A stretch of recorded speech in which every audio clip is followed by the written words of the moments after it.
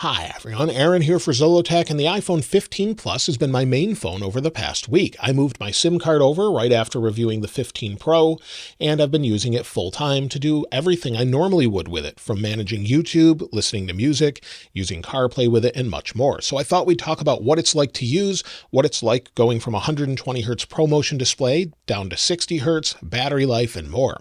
Now, the first thing is the overall design. It looks very familiar other than the dynamic island. However, the first time you pick one of these up, you'll instantly notice the difference. In fact, I handed this to my daughter yesterday who said, "Oh, the edges are round." She didn't realize that it has rounded off edges, and the 14 or 13 series have been sort of very squared off, sharp edges. Now it's a nice subtle curve over to the glass. I think it feels great, it looks great, and it's super smooth to hold. It's much more comfortable this time around, and it's a little bit better where they actually combined basically the iPhone 11 and the iPhone 12 series, making it very comfortable. The colors this year are very subtle. In fact, I would probably call this hint of blue rather than blue, or maybe a better name would be cloud blue. It seems very close to white with a hint of blue in it. It's a little bit deeper blue around the camera module, but in general, it's barely blue except for on the frame. So depending on the light you're looking at it in, it can look almost silver or maybe white, depending on which light is there. Now, as far as the overall frame, it's pretty much the same. So we have aluminum with our power sleep wake button.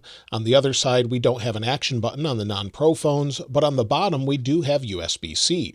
Now, Apple has limited this year for some reason, and they really shouldn't have done that. This is limited to about USB 2.0 speeds, or basically lightning speeds, and we don't gain the benefits of the Pro models where we can transfer large files quickly. You don't necessarily need to do it, but it's something they should have included, and honestly, there's not really an excuse for them not to do that. As far as the overall durability of the phone, well, I think it'll hold up pretty well this year. The non-Pro models seem to be faring a little bit better that way. It's kind of a trusted design. It's an aluminum frame. It's not the new titanium where it's more rigid, and it probably allows a little bit more give to the glass. But either way, this will probably hold up pretty well. But one thing that I don't think holds up very well compared to what some others have tested is the display. In fact, on my other phones, this actually reminds me of the iPhone 11 days, or the 11 Pro, where I have a ton of different scratches all over it. So there's scratches all over the front of the display, and it seemed to scratch pretty quickly. Now, I know we have Ceramic Shield, and some have actually tested it to be better than before. And with the 15 Pro Max, I have scratches all over it, and I'm not sure why. So at the top, I have some. Down at the bottom, there's scratches, and I'm not exactly sure where they came from. In fact, some people said, well, with your 15 Pro review, you actually set it on rocks, but I did that with a screen protector on it. So I didn't actually get those on the display itself. I've noticed that there seems to be many more scratches for me. So I instantly placed a screen protector on the 15 Plus just because of that. So if you'd like to check the ones out I'm using, I'll link them in the description. But either way, I would recommend it this year, despite some testing it as a little bit better. I'm seeing it as a little bit worse, at least on my devices. Now, as far as the overall weight of the phone, it feels great. It's very similar to last year, and it also is balanced nicely as well, since we don't have that huge camera module at the top of it. So that's something that I think is a little bit of a benefit here with the non-Pro models. As far as battery life, well, battery life has been great on this phone. The best it's been with the new series of phones. We have a 4,383 milliamp hour battery, and of course we can see our battery health and charge cycles right on these phones now. So if we go to general, then about, and you'll see we only have 5 cycles of the battery, despite it being used for more than 5 days. That's because battery life has been better than normal for me on this device. So that's a pretty good sign. So let's go ahead and take a look at the battery itself. So if we go down to battery health and charging, I've just been leaving it on optimized despite having the new 80% limit. And if we go over to the last 7 days, a couple days ago, I had 4 hours and 45 minutes of screen on time, 4 hours and 25 minutes of screen off time, and used less than 75% of the battery. So maybe 65%. And what I've found is I've been going to bed with about 30 to 40% battery life left. I'm not sure this is actually accurate, as I think I've used it more than this. I do think there's some bugs in the actual graph where Safari's showing it's using a ton of power, even though it was only used for 4 minutes. So I'm not sure what's going on there. But again, I've had really good battery life. When I move back over to maybe a Pro Max phone, then I'll actually switch and wipe everything and start over again. Now, despite having USB-C this year, we can still only charge at 50% in 30 minutes. Apple has not increased this, probably to help with battery health overall, but either way, maybe we'll see that in the future. But currently with USB-C, they don't charge any faster. But if you need a charger, since they're not included in the box, that's where today's sponsor comes in, Anker. Anker sponsored this video, and this is the new Nano 20-watt charger. I carry these along with me all the time. They're super compact and convenient, along with their USB-C cables, which can be color matched and can handle up to 240 watts of power. Also, if you need power on the go, the Anker Nano Power Bank has a 30-watt two-way fast charging. So it can charge at 30 watts, just plug it in. It's built in with USB-C, and it's two-way, so if you just plug this into one of their chargers, it will charge the actual battery pack. You'll see it tells the actual status here, 20% left, and it tells how long it will last at the current charge rate to your phone. It's 10,000 milliamp hours and can fast charge as well, 50% in 30 minutes with the iPhone 15. If this is a little bit too large and you just need a really small power bank, that's where the other one comes in, which is 5,000 milliamp hours. It has a built-in USB-C plug here at the bottom, and you can charge on the side, again, with two-way charging. So plug this into a charger to charge the power bank, or plug it into another phone to charge that. It will charge at 22.5 watts. They all feature Anker's Active Shield 2.0 with dynamic temperature sensors, and you can check out all the Anker Nano lineup for 2023 in the link in the description. Be sure to check it out if you're interested. The display this year is basically the same display that we had last year with the iPhone 14 Pro Max, with a few exceptions. It looks great since it's super bright, has the same resolution, goes up to 2000 nits of brightness, has great viewing angles. However, there's no ProMotion and doesn't have an always-on display. They just added the dynamic island. So if you turn it off, it shuts the display off. Now, this may have been a decision maybe to save some power, but at the price point of this phone, it's really not acceptable to most people. Now, most people buying this phone probably won't care, but in general, there's no reason it shouldn't just be here as an option to say, would you like your display to be smoother? If not, for extra battery, turn it off, and then just give a switch for that. I've thought about this for some time, and I think it should just be an option as well. It's great that we have the dynamic island sort of unifying everything, but other than that, there's really just no excuse not to have those features, as well as always on display. And as far as the always on display, it's a bit of a disappointment if you're using standby. And utilizing standby every night on my nightstand is something I really appreciate. However, if we just set it on the stand, it's charging, the display will go off, and if I tap on it, it should switch over to standby and show me the time. However, because it's not an always on display, this will just turn off from time to time.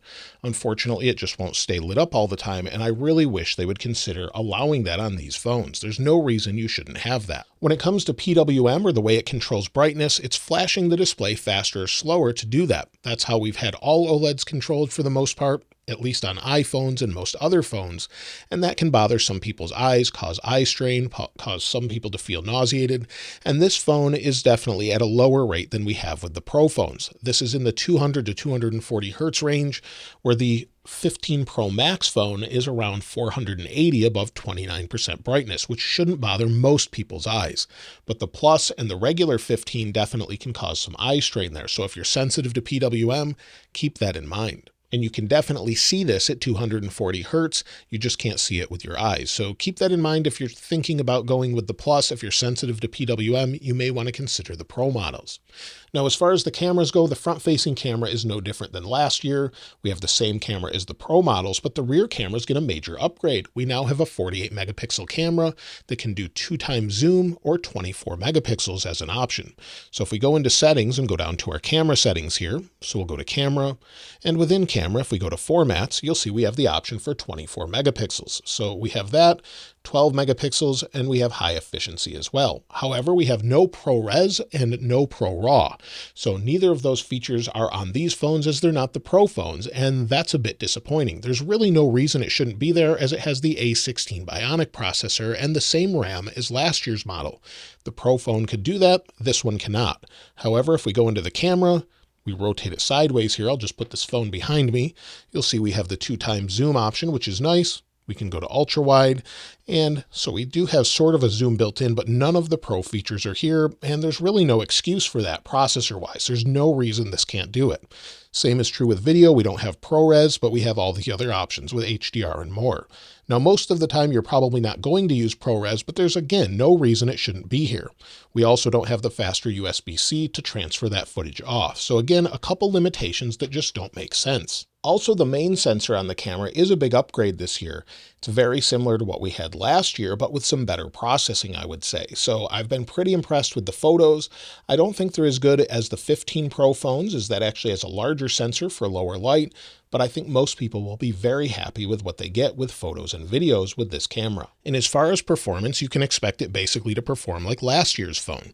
So if we go into Geekbench here, it takes a second to load. You'll see we have 6 gigs of RAM, and it performs basically the same as the 14 Pro Max. So there's really no differences here opening apps. Maybe going into the dynamic island, things are generally smooth. If we go in and set a timer here, we'll go in, hit start, swipe home.